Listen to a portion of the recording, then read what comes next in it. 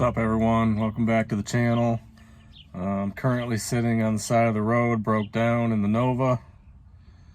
I took it out last night for a cruise and the voltage gauge just dropped and dropped and dropped all the way down to 8.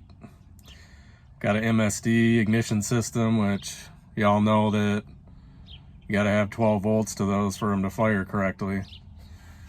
So this morning I tried to make it home, or actually to the garage, to repair it, find out what's wrong with it. And here I am, didn't make it. Sitting on the side of the road. Luckily I was smart enough to keep a jump pack in my back seat, a jump box. So I've got that sitting on the battery right now, trying to get some juice in it enough to get home again, or back to the shop.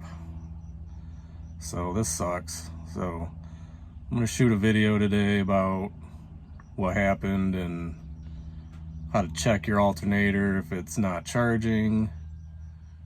And I think what happened was just the alternator that I put on, it was a newer alternator, but I think it was faulty. I don't think it was putting out. I think I just took it for granted that it was charging and I was just running on battery power. So here we sit, hopefully for a few more minutes while that thing juices up the battery enough to get back. And then we will be going to the parts store to grab a new one-wire alternator and throwing it on. So let's get into it. All right, well, we tested the voltage system on the Nova and it definitely has absolutely zero voltage coming out of the alternator. Battery's not getting charged at all. I don't think it was the whole time. So we went and got a new Proform alternator, all 100% brand new. We're gonna be installing that and that should take care of our problem, hopefully. I just wanted to go over too, when I broke down earlier, there's a few things that you guys should always keep in your cars, especially hot rods and muscle cars, because we all know they like to leave us stranded every now and then. And there's two things I always keep in my car. Number one is a fire extinguisher, especially on a new build when you're shaking it down. And number two is a jump box, which saved my ass today. And the one I have is this unit here. It's by Shoemaker and it's a lithium ion. This thing seriously weighs like 2 pounds. It's amazing how light it is. So you don't have to run around with like a 60-pound jump pack in your car all the time. Super easy to use. And that thing will jump start a Cummins diesel or a Duramax even. Any of the diesel trucks, it's that strong. It's a pretty amazing unit.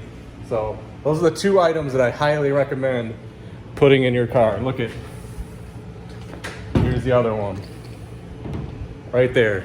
Those two things will save your car and your ass every time.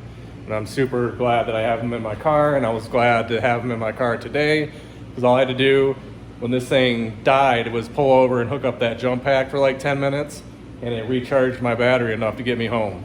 So, saved me. So, tip of the trade is jump pack, fire extinguisher.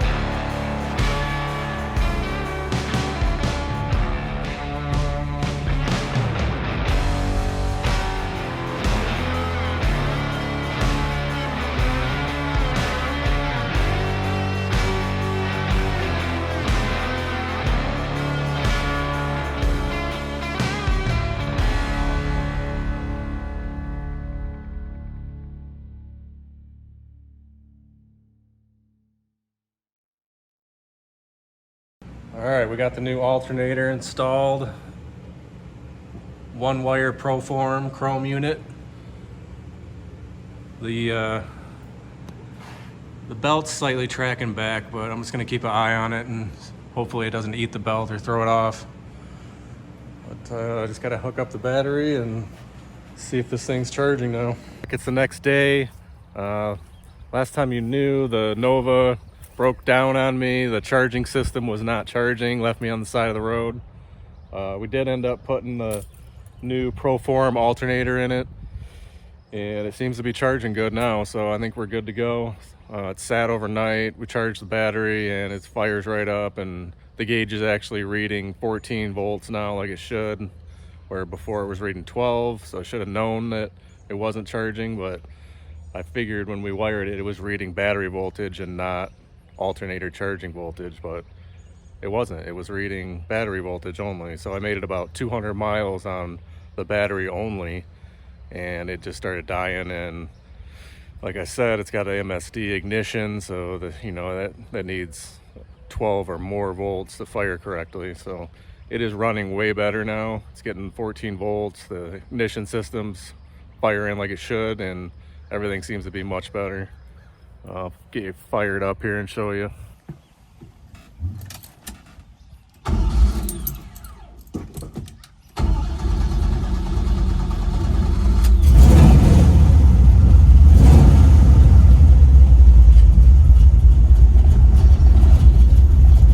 Alright, so you guys can see the gauge there. It's actually showing that it's charging now, 14 volts. So it definitely had a faulty alternator installed on it, and it was a new alternator, and it was bad off the shelf. So I guess that kind of stuff just happens. And she's fixed now, so we are good to go. Shouldn't have to worry about dying anymore. But if that's the only thing that happened during this build, that's pretty good. A faulty alternator out of everything that we did. It's not bad. You can see it there. It's a Proform unit. It's chrome. I didn't really want chrome, but that's all the store had. And I had a hard time finding a one-wire alternator anywhere in my area last minute. I mean, I could have easily ordered one, but I didn't want to wait. And I wanted to cruise the car this last weekend for the holiday cruises. And yeah, I needed it right away. So luckily, Advanced Auto Parts nearby me stocked it. Nobody else did, so I got lucky on that one. And it's working good. It's running really good. I'm gonna do a video soon because I'm replacing the fan clutch on this engine. We're gonna go with electric fans and free up some of the horsepower, which should be substantial. If you guys could comment on what cooling fans you guys use on your setup, it'd be greatly appreciated. I'd like to know what works and what doesn't work, because I don't want to waste my money. I've seen a lot of guys buy some expensive dual fan setups and controllers and all that, and within a month or a year the stuff's failing on them. So kind of want to hear what you guys think about that, what you guys are running, and what actually works, because I don't want to have to do this over and over. So let me know. All right, the Nova's running good, so this is gonna be the end of this video. It's kind of just a quick video on breaking down and charging systems and all that. If you guys liked this video, give it a thumbs up. If you want to follow along on my builds, I've got plenty of stuff going on. Make sure that you subscribe, and I appreciate all your guys' comments, and see you guys on the next video. Later.